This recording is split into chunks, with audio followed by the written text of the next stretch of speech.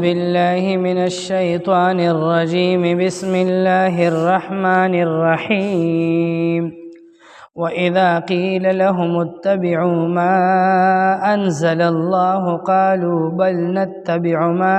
ألفينا عليه آباءنا أولو كان آباؤهم لا يعقلون شيئا ولا يهتدون صدق الله العظیم. سورة البقرہ سپارہ نمبر 2 د سپاری رکو نمبر 5 او د سورت رکو نمبر 21 آیت نمبر 170 تا 173 دی مشرکانو کی د پخوانا پلار پنیکو بت پرستی او شرک را روانو او پیغمبر علیه الصلاۃ والسلام باندې چې کله الله تعالی قرآن نازل کړلو نو پیغمبر صلی الله علیه وسلم با دغه مشرکان او دغه کافران ایمان طرف ته او د الله تعالی بندګي او عبادت طرف ته رابلل. نو چې کله به د کافرانو ته د پیغمبر علیه الصلاۃ والسلام یا د صحابه او د طرف نه دا خبره وشوله چې تاسو اتباع وکړئ، تابعداري او پیروي وکړئ د هغه قرآن یا د هغه حکمونو کوم چې الله نازل کړي دي. نو دوی به په جواب کې وی مونږ تابعداري صرف د هغه کارونو او د هغه طریقو او د هغه سیزونو کو په کومو کارونو باندې چې مونږ خپل پلار نیکه موندي دي، یعنی زمونږ پلار نیکه چې په کومو طریقو او په عبادتونو باندې را روانو نو مونږ د پلار نیکه په دین باندې یو، په دې نوي دین باندې نه یو. او د پلار نیکه دین یې سو چې څنګه د دوی پلاران نیکونه په کفر او په شرک او په بت پرستی کې اخته و، دغه دویم په دغه کفر او شرک او بت پرستی کې اخته و. د دې نه دا معلومه شوه چې د چا پلار نیکه او مشران په باطله باندې وي، په علتو غلطو کې اخته وي او د الله په نافرمانی کې اخته وي، نو بچی او راتلونکي نسلونه به د پلار نیکه په دغه طریقو باندې ژوند نه تیروي، په غلطو کې په باطل او په کفر او په شرک کې به پلار نیکه پسې نه ځي. او که د یو چا پلار نیکونه مشران داسې خلک وي چې هغه نیکان خلک وي، دینداره خلک وي، د الله د حکمونو تابع وي، د الله د کتاب عالمان وي، نو بیا د داسې پلار نیکونو په نقش قدم باندې تلل او د هغوی اتباع کول او د هغوی طریقې رانیول او په هغې باندې کلک ودرېدل، دا بیا عین ایمان او عین عبادت دی. دا بیا په دې آیت کې داخل نه دي. یعنی که پلار نیکه په باطل او په کفر او په شرک یو نو بیا به د پلار نیکه اتباع او تقلید نه کې. او که پلار نیکه نیکان خلق تیر شویو، مشران نیکان خلقو، د الله د احکاماتو نه خبر خلقو او خلق یې د الله دین طرف ته رابلل، نو بیا د داسې مشرانو تقلید جایز نه بلکې واجب دی. تفسیر قرطبی والا د دې آیت په تفسیر کې ارشاد فرمایلی دی چې بعضی ناپوهه خلکو د دې آیت نه دا مراد اخیستی دی که د چا پلار نیکه ښه خلک وي او نیکان وي نو بیا هم د هغوی تقلید او اتباع کول جایز نه دي. او دلیل کې دا آیت پیش کوي، وی دا خبره صحیح نه ده.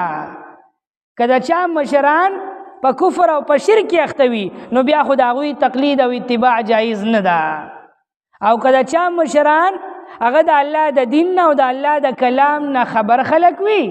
او خلق د الله دین طرف ته رابلي،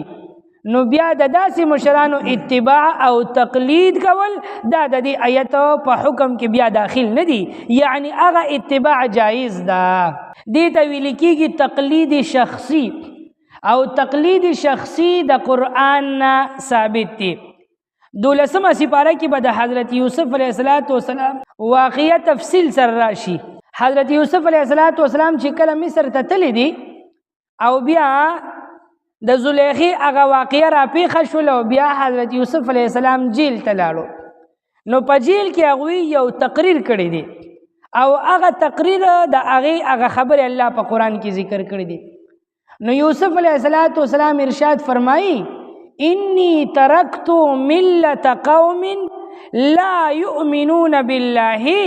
وهم بالآخرة کافرون، چې ما د داسې خلکو ملت او دین پرېښودی دی، یعنی زه د هغوی اتباع نه کوم چې هغوی د الله په ذات باندې ایمان نه لري او د آخرت نه انکار کوي، کافران دي. یعنی د کافرانو او د مشرکانو ملت او مذهب او دین مې پرېښی دی. بیا بل آیات کې ورپسې دی واتبعت ملت آبائی، او ما پیروي او تابعداري کړې ده د خپل پلار نیکو د مذهب او د ملت. هغه څوک دي؟ ابراهیم و اسحاق و یعقوب. پلار نیکم ابراهیم، اسحاق او یعقوب دي. د دین دا معلومیږي که د چا پلار نیکه مشران نیکان خلک وي او د الله د حکمونو تابعدار خلک وي، نو د داسې پلار نیکه اتباع کول، تقلید کول، هغوی پسې تک کول دا عین عبادت او عین ایمان دی. بیا دا جایز دی بلکې مستحسن دی، بلکې بعضی صورتونو کې واجب شي. نو دا مونږ چې د څلورو امامانو تقلید کو، په دې دنیا کې څلور امامان دي: امام اعظم ابو حنیفه رحمت الله علیه، امام شافعی رحمت الله علیه، امام مالک رحمت الله علیه، امام احمد ابن حنبل رحمت الله علیه. د دې څلورو امامانو دا څلور مذهبونه حق مذهبونه دي او دیو پس چې دا خلق روان دي نو دا د الله تعالی د حکمونو په اتباع کې روان دي. دا مون خلق چې په دې امامانو باندې اعتماد او بروسه ساتو، نو دا په دې اعتبار سره چې دا د قرآن استادانو، دا د حدیث استادانو، د قرآن او د حدیث نه د الله حکمونه او په زرګونو په لکونو مسلې راوستي دي، کتابي شکل کې لیکلي دي او د امت ته پیش کړي دي. نو مونږ د دې امامانو چې تقلید کو یا د دوی پیروي او تابعداري کو، نو په دې اعتماد او بروسه باندې کو چې دا بزرگان امامان د الله په قرآن او د پیغمبر علیه السلام په احادیثو باندې او د هغې نه د مسایلو په راویستو باندې چې دوی څومره پیدل مونږ پې هغه مره نه پیږو، نو هغوی په قرآن او په حدیث باندې ښه پوهېدل، د قرآن او د حدیث نه مسلې راویستې دي او مونږ ته پیش کړي دي، دی امت ته حواله کړي دي، امت په هغه مسایلو باندې روان دي، عمل پې کوي. نو دا مونږه د دې امامانو تقلید چې کوو د دې دپاره نه کوو چې دا مسله د ده ده، د دې دپاره کوو چې دا مسله د الله ده، د الله د پیغمبر ده. الله په قرآن کې ذکر کړې ده، پیغمبر علیه السلام په خپل حدیث کې ذکر کړې ده، خو زه او ته دومره علم نه لرو چې د قرآن او د حدیث نه دغه مسلې راوباسو امت ته پیش کو یا پې ځان په خپله پوهه کو. خو دغه امامان په دغه علمونو پیدل، نو د قرآن او د حدیث نه مسلې راویستې دي او امت ته پیش کړي دي، نو مونږ پې ځکه اعتماد او بروسه کو. او نیکان خلکو د خیر القرون د زمانې خلکو، د هغه زمانې خلکو چې هغه زمانې ته پیغمبر علیه السلام بهترین زمانه ویلې ده، نو د بهترین زمانې بهترین خلکو د صحابه او شاگردانو، د صحابه او د شاگردانو، نو ځکه مونږه اتباع او تابعداري او تقلید کوو. اولو کان آباؤهم لا یعقلون شیئا ولا یهتدون. الله د دې مشرکانو جواب کوي که چېرته د دوی پلار نیکونه عقل نه لرلی او په هدایت باندې نه وو، نو بیا به هم دا مشرکان په دې خپل پلار نیکه پسې روان وي. یعنی د دوی پلار نیکونه خو ناپوهه خلک وو چې په بت پرستۍ کې اخته وو، په کفر او په شرک کې اخته وو او په هدایت باندې نو دوی بیا هم په دې خپل پلار نیکونو پسې روان دي. معلومه دا شوه که د چا پلار نیکونه بې عقله وي یا په هدایت باندې نه وي، نو بیا اتباع کول جایز نه دي. او که د چا پلار نیکونه مشران هوښیاران او عقلمند خلک تیر شوي وي او په هدایت باندې تیر شوي نو بیا د هغوی اتباع جایز ده. ومثل الذین کفروا کمثل الذی ینعق. په دې آیت کې د دې کافرانو الله مثال بیان کړی دی. په دې ځنګل کې یو سړی وي که نه او د ځنګل زناورو ته آواز کوي په خپله ژبه کې، نو د ځنګل دا زناور د ده په دې آواز باندې پوهېږي چې دې مونږ ته څه وایي؟ نه پوهېږي پې. صرف دا زناور دومره محسوسوي چې مونږ ته یو آواز کېږي، د دغه آواز په مطلب باندې نه پوهېږي. یا لکه ځنګل پرېږده ستا په دې کور کې چرګان دي، ته ورته آواز کې، دا چرګان ستا په دې آواز پوهېږي چې دې ما ته څه وایي. یو سړي سپی ساتلی دي، هغه سپي ته آواز کوي، پیشوګانو ته آواز کوي، ګډې چیلۍ ته آواز کوي، غوا میخې ته آواز کوي. دغه زناور ستا په دې خبره پوهېږي چې دې په دې خبره کې ما ته څه وایي؟ نه پوهېږي پې صیبه. صرف دونه پوهېږي چې یو آواز دی او زما دې غوږ له راځي. د زناور دې غوږ له یو آواز دی چې ځي ورله خالي، دغه آواز او بلنې باندې پوهېږي، باقي ستا د دې خبرې په مطلب خو نه پوهېږي که نه. لکه ته پښتو کې چرګې ته یا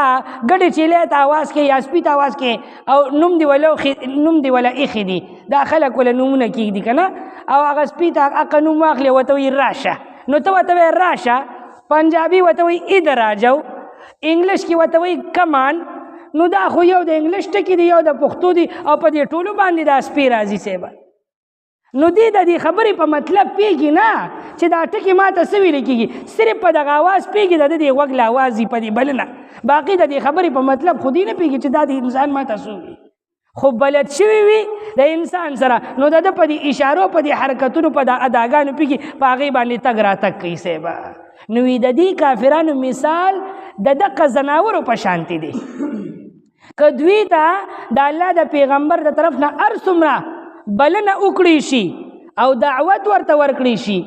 نو په دوی د دغه قرآن او د دې احادیثو په مطلب باندې پوهېږي نه، د پیغمبر د خبرو په مطلب نه پوهېږي، فایده ترې نه نشي حاصلولی. بس صرف غوږ له آواز ځي او صرف دونه ورته محسوسېږي چې یو خبره د زمونږ د غوږونو له راځي، باقي په مطلب یې نه پوهېږي. مثال یې په شان د زناورو دی. سمون کاڼه دي د حق د اورېدو نه، بکمون ګونګیان دي د حق د ویلو نه، نه حق خبره اوري د عمل په نیت باندې، نه حق خبره کوي د عمل دپاره، عمیون ړانده دي د حق د لیدو نه، حق ویني نه. فهم لا يعقلون، نو بس دوی د عقل نه کار نه اخلي. یا ایها الذین آمنو، ای د ایمان خاوندان، کلو خورئ تاسو من طیبات ما رزقناکم، هغه پاکیزه چې مونږ تاسو ته روزي کړي دي، واشکروا لله، او د الله شکر ادا کې، ان کنتم ایاه تعبدون، که چېرته تاسو د دغه الله عبادت او بندگی کوئ. د دې رکوع په شروع کې وګوره، یا ایها الناس کلوا مما فی الارض حلالا طیبا. عام حکم الله کړی ټولو خلکو ته چې ای ټولو خلکو حلال او پاک خورئ. دلته الله په دغه ټولو خلکو کې خپلو منونکي بندګانو ته، مؤمنانو ته خطاب کوي چې ای مسلمانانو پاک او حلال روزي خورئ، مردارو پسې مه ګرځئ او حرامو پسې مه ګرځئ. سهل ابن عبدالله رضی الله تعالی عنہ ارشاد فرمایي، که څوک د دنیا او د آخرت کامیابي غواړي نو دې د 3 کارونه راټینګ کړي، بس دې به کامیاب شي. یو حلال او پاک روزي دی تلاش کی، حرام او مردارو پسې دی نه ګرځي، نو دنیا او آخرت کې به کامیاب شي. دویم د تمام اوامرو دی رعایت او خیال ساتي، یعنی د الله او د الله د پیغمبر د طرف نه چې کوم حکم راشي بس دې په عمل کوي. او دریم د آخرت یره دی په زړه کې پیدا کی، نو بس دنیا کې هم کامیاب دی او آخرت کې هم کامیاب دی. او بعضی بزرگان وی رزق حلال او صدق مقال او ورسره نیک اعمال، نو درته به حاصل شي درجه د کمال. دا څلور 3 ټکي یو ځای کړي دي، رزق حلال، حلال روزي پیدا کزان لسیبه، صدق مقال، رښتیا وینا کوه د دروغو نه ځان ساته، او ورسره نیک اعمال، نیک عملونه ورسره یو ځای کا، نو درته به حاصل شي درجه د کمال. په دنیا کې به هم د کمالاتو مرتبې ته ورسیو، په آخرت کې به هم د هغه کمال او د درجو والا خلکو سره یو ځای شي. رزق حلال، صدق مقال او ورسره نیک اعمال، نو درته به حاصل شي درجه د کمال. نو بس دا خبرې زده که صیبه انما حرم علیکم المیتة یقینا الله حرام کړي دي په تاسو باندې میته مردار میته ویل کېږي مردار ته میته یو زناور حلال زناور دی پاک زناور دی لکه غوا ګډه میخه چیلې وغیره او دا زناور په خپل مرګ باندې مړ شو ساتې نه ووتله چاړه پرې رانخ کې شوه ذبح نه کړې شو دې ته ویل کېږي میته مردار نو دا به نه خورې دا حرام دی د دې غوښه حرامه ده یو زناور بجلی ونیوه او بجلی د کرنټ د لاسه مړ شو دا مردار دی میته ده یو زناور اوبو ته پرېوتو او اوبو کې تسا ووتله دا میته مردار دی یو زناور د کوټې د چت نه را پرېوتو د غر نه ورغړېدو یا ګاډي ووهلو او ساتې نه لاړله دا میته مردار دی دا به نه خوري دوه څیزونه چې په خپل مرګ مړ شي هغه حلال دي قرآن ذکر کړي دی او حدیث ذکر کړي دي یو د اوبو مئی کبان دا د اوبو نه راوباسه نو دې ذبح کېږي نه صیبه د نه څه ووتله دې ته الله تعالی پاکیزه روزي ویلې ده په قرآن کې پاک رزق دی ستا دپاره نو بغیر د حلالېدو نه دا پاک دی او یو ملخان حدیث مبارک کې راغلی دي زمونږ دپاره دوه میته حلال کړی شوي دي یو کبان او یو ملخان پخوا به ملخانو داسې غټ غټې داسې د دې ګوتې عمره غټ غټ به اوس هم چېته کله کله دې سیلونو کې چېته یو نیم راشي نو دا به سیلونه تلل لکه د دې سپرلي کې د دې مارغانو د دې مرغو سیلونه وي نو سیلونه به الوتل نو دې خلکو به په څادر باندې داسې وویل نو چې را پرې به وتل نو داسې وچې دوه درې خپې به وي نو خپې به یې وچې لرې کړې او بیا به یې پاک را پاک کړل او په طبخي باندې به لکه د خریړو سره کړل نو بیا به یې خوړل نو دا حلال دی او پاک دی خو چې کرکتې نه محسوسې او د دې نه علاوه چې څومره څیزونه دي او په خپل مرګ باندې مړه شي نو دا مردار دي حرام دي نه به خوري ودم او بيدونکې وینه کله چې ته یو څاروي ذبحه کې حلالې او د دې نه دا وینه بیږي ده دا بيدونکې وینه حرامه ده نه به سکي نه به خوري نه به تورو چایو کې اچي د دې زماني مسلمانان تینا تور اچي جوړي د رنګ د پاره یا د نورو څیزونو دا چورلټ حرام چې دا څوک یې کوي نو چې دا څوک یې اخلي دا غریبان خو ته خبر نه وي که نه خو چې دا څوک یې کوي نو بس حرام ګېډې لوړي نو نه به په دنیا کې نصیب شي او په آخرت کې خو د ډمبرو لرګي دي صیبه خو چې چاته پته وي چې په دې چای کې یا په داسې یو څیز کې وینه ګډه شوې ده نو بیا سره د پوهې چې استعمالوي نو بیا ګناه ده حرام دي نو بیدون کې وینه حرامه ده یو هغه وینه ده چې هغه بیدون کې نه ده د دې زناور په دې وجود کې ده او چکه شوې ده لکه اینه دا اینه چې کوم ده که نه کلیجي ورته ویل کېږي صیبه نو دا چکه وینه ده او الله چکه کړې ده صیبه او یو تورې ورته ویل کېږي تورې داسې ببوزې شانتې دي دا وینه ده چکه وینه ده دا دوه اینه او تورې دا حلال دي او د دې نه ماسوا بیدونکې وینه حرامه ده نو بعضې خلک دی وینې ته اینه وایي نو هسې نه چې ما راته ګورې اینه مې راته یاده کړه ښه ته دې اینه جوړه نه کړي اینه نه یادومه وینه بیدونکې ده اینه هغه چکه ده کلیجي هغه حلاله ده صیبه او د دې نه ماسیوا چې څاروي دې ذبحه کو د هغې نه پس ته د هغې صفایي کې او چېته غوښې پسې ټوکړه نیمه کچه وینه انختې وه نو دې سره بیا د غوښه نجس کېږي او حرامېږي نه بس وینځه پاکې که بیا پاک دی خورئ دې زمانه کې د دې وینې اخیستل او خرڅول څنګه دي صیبه دا وینه اخیستل او خرڅول هم حرام دي صیبه ناجایز دي یو سړی د هسپتال کې پروت دی یا یو زنانه ده او ډاکټرانو ورته وایي تا ته د 2 ډریپو وینې ضرورت دی او وینه به وخېږي نو بس بچ کېږي که نه وینه دې ونه خېږه مړ کېږي په داسې صورت کې دا وینه د بل انسان نه راواخېستې چې او دې انسان توقیف دا وینه څنګه ده دا شرعا جایز ده د ضرورت په بنا باندې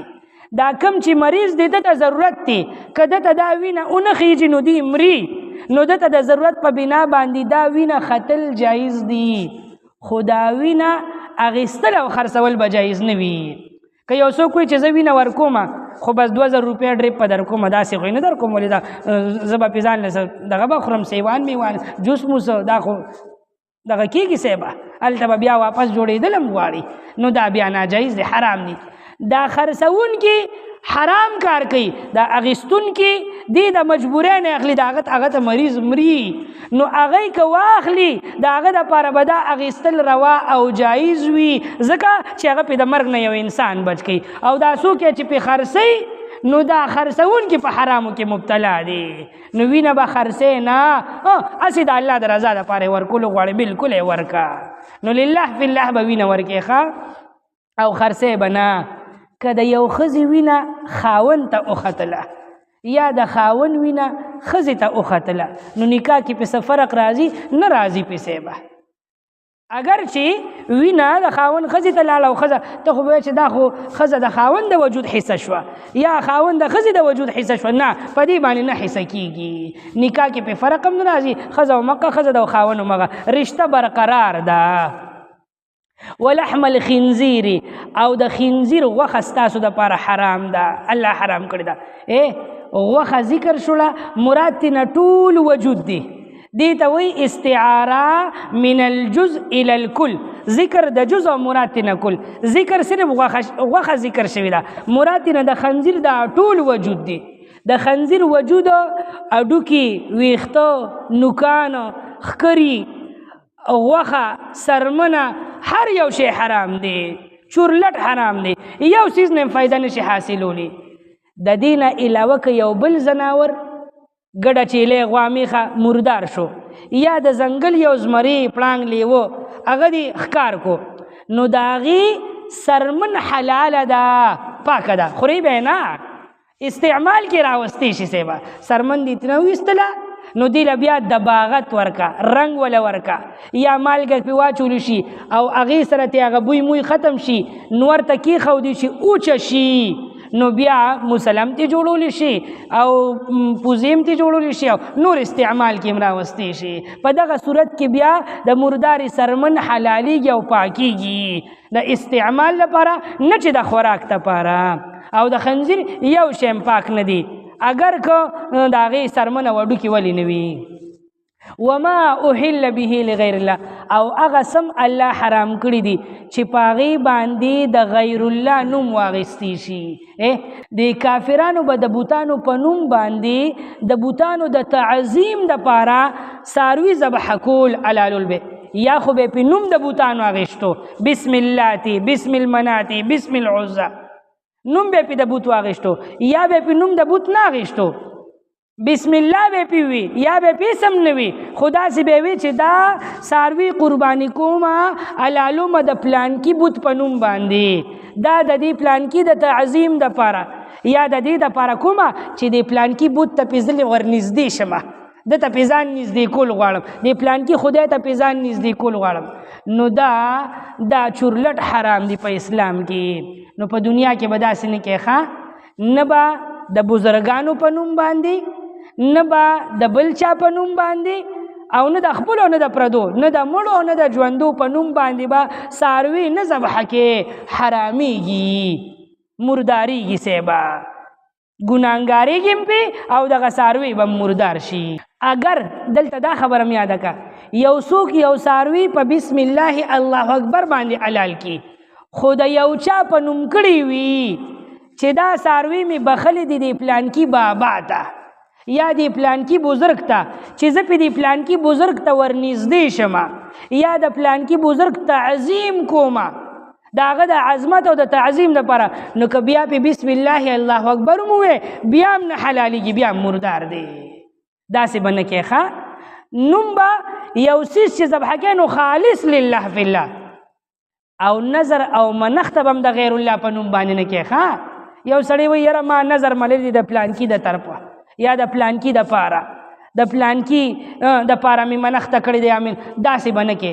داسې به وایي چې نظر مې منلی دی خالص د الله د رضا دپاره ثوابونه یې پلانکي ته بخمه نو نظر او منښت به خالص د الله په نوم باندې کې ثواب یې که پلانکي بزرګ ته بخي او که د ټولې دنیا مسلمانانو ته بخي ثواب یې ورته رسي نو نظر او منښت به د غیر الله په نوم باندې نه کې دلته پکې یو بله خبره م یاده کې بعضې خلک نوې ګاډي واخلي نوې کور جوړ کړي یا په یو ګاډي کې مړې راوړي څه حادثه شوي مړې پکې راوړي نو چې ګاډي څنګه راولي هله وي مخې ته توره چرګه حلاله که اله مخې ته توره چیلې الاله که د دې دپاره چې دا ګاډي مې د مصیبتونو نه بچ شي، چې دا کور مې د مصیبتونو نه بچ شي، دام ناروا او ناجیز او حرام دي. دغه څاروي هم پې مردارېږي، ستا دپاره خوراک حلال نه دی او ګناهګار شوې پسې به. نو داسې به نه وې چې دا چیلې د دې دپاره د ګاډي مخې ته دا وینه تویومه یا د کور مخې ته یا د بل څه دپاره، د دې دپاره چې زما دا کور د مصیبتونو نه بچي. داسې مه وایه، داسې وایه چې دا څاروي زه د الله په نوم باندې ذبح کومه د دې دپاره چې د الله رضا راته حاصله شي او الله راته په دې کور کې خیر او برکت واچوي، په دې ګاډي کې خیر او برکت واچوي او د شر او د مصیبت نه مې په امن کې کړي. نو بیا ټیک دي ښه. بعضې خلکو کې یو رسم وي، ډولۍ راوړي، ناوې راولي، نو یا چې د پلار د کوره ګاډي راوباسي د ناوې د کوره، یا د هلک کور ته چې وردن نشي نو د ګاډي مخې ته چیلې اله، دا هم ناروا دي، ناجیز دي. د دې دپاره چې د ازبرګه کور ته راغله چې مصیبتونه ترې لاړ شي زیبه، نو د دې نه بل غټ مصیبت شته کوم چې دې راوستو زیبه چې تربیت یې نه شوي که نه، نو خو بس لاړې ځان د کور غرق کړو زیبه، د دې په ځای باندې د دې مخې ته مه لاله وسیبه. داسې مه کوه. دا ما په دې خپلو سترګو لیدلي دي ښه. یو ځای کې توادو نو چې هغه د ناوې ډولۍ چې کله راویستله نو زر زر یې چیلې راوسته، هغه کې مونږ واړه واړه وپېدو پې نه، نو هغه ناوې او د واده هلک دی دواړه په یو ځای ودرو، نو د هغې مخې ته هغه چیلې چې کوم دی هغه حلال کړو. نو دا ناروا دي، داسې به نه کوې ښه. لله خالص د الله د رضا دپاره. فمن استر غیر باغ ولا عاد، که څوک مجبوره شو محتاجه شو د مردارې خوړو ته، یو څوک په ځنګل کې دی یا داسې ځای کې دی چې هلته دته نه څوک قرض ورکوي، نه څوک ورسره ښېګړه کوي، نه ورسره د الله د رضا دپاره څوک ورکوي، نه به طور احسان ورکوي، او دته دومره لوږه لګېدلې چې دی د لوږې نه مري، او په داسې حالت کې دته یو مردار زناور میلو شو، نو دې ته غوښه راپرې کوي چې یاره زه پې ځان بچ کړمه، نو دومره مقدار کې به خوراک کوي چې په څومره باندې دې ژوندی پاتې کېدی شي. داسې نه چې دته څوک قرض ورکوي، خو دې وایي قرض نه به قرض به بیا څوک ورکوي، راشه را چرګه سیټ ته کا په ډېران پرته ده صیبه، هلته مې چیلې وموندله، بس ته چا لیدلې بس وړه کور ته وړه. داسې به نه کې، نه چې د رزق ذره برابر هم درته اسباب برابرېدل بیا تا لپاره مرداره نه حلالېږي، چې نه ملاوېدل درته او د لوږې نه مړ کېدې یو څوک، نو په داسې حالت کې د دپاره د مردارې خوراک جایز دی، خو د ضرورت په مقدار. داسې نه چې ښه یو غټه پتیله تکې تې نسري کړي صاحبه او دې وایي سهار به یې خورم، غرمه به یې خورم، ماښام به یې خورم، سبا به یې خورم، بله ورځ به یې خورم. داسې نه، بس 2-3 نوړۍ 4-5 نو دونه به وخوري چې دې پې د مرګ نه بچ شي، او لږه سا پکې راشي، باقي د مزدوري د اړې دي وکړي ځان نه دې پیدا کړي که نه، نو بیا به حلاله خوري. نو چې د حد نه تجاوز هم نه کوي او چې ورته ملاویږي هم نه، نو په داسې صورت کې دا مرداره بیا هم حلالېږي نه،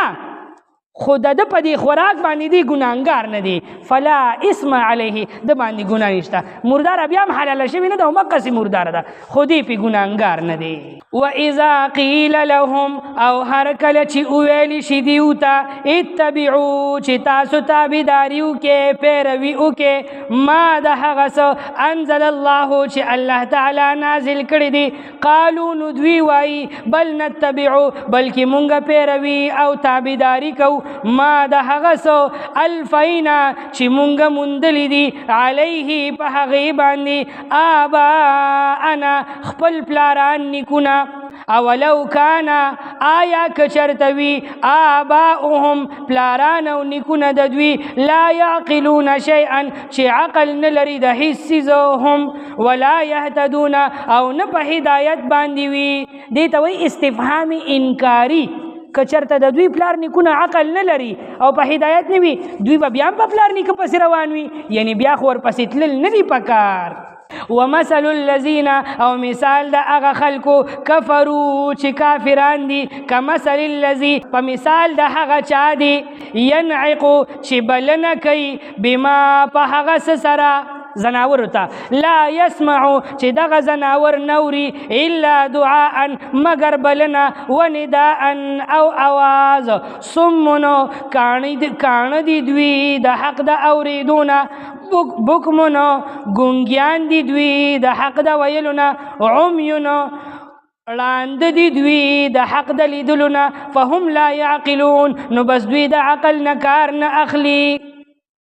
یا ایها الذین آمنو اے د ایمان خاوندانو کلو خورئ تاسو من طیبات ما د هغه پاکیزه څیزونو نه رزقناکم چې مونږ روزي کړي دي تاسو ته واشکروا لله او شکر ادا کړئ د الله تعالی ان کنتم کچرته یې تاسو ایاه تعبدون چې خالص عبادت د الله کوي.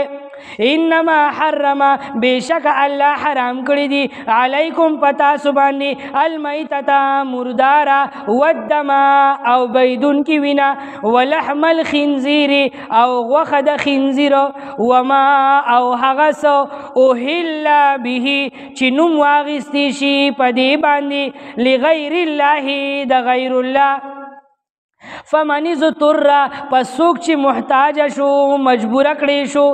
غیر باغین په داسې حال کې چې د الله نه فرمانی کوونکی نوي بغاوت کوونکی نوي ولا عاد او نه د حد نه تجاوز کوونکی وي فلا اسم علیه نو هیڅ ګناه به نه وي په د باندې ان الله بېشکه الله تعالی غفور الرحیم بخونکی او مهربان ذات دی. دا غفور رحیم ټکی ځکه ذکر کو چې دی خو به د ضرورت په مقدار باندې خوري خو که بالفرض لوږې دومره اخیستي چې د ضرورت نه لږه زیاته وخوړله خیال یې نو لوږې تندې اخیستي نو بیا ان الله غفور رحیم الله بخونکی او مهربانه ذات بیا به معاف کی